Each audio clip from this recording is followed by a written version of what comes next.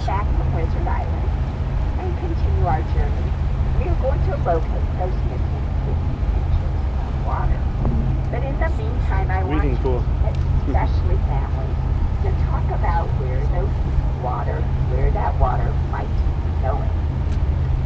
So here is Wizard Island, and as you'll notice, Wizard Island is a very, very different color than the rest of the caldera.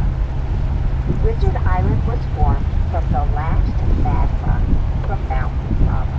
So when Mount Mazama collapsed, and as the lake was filling, Mount Mazama continued to erupt, and the eruption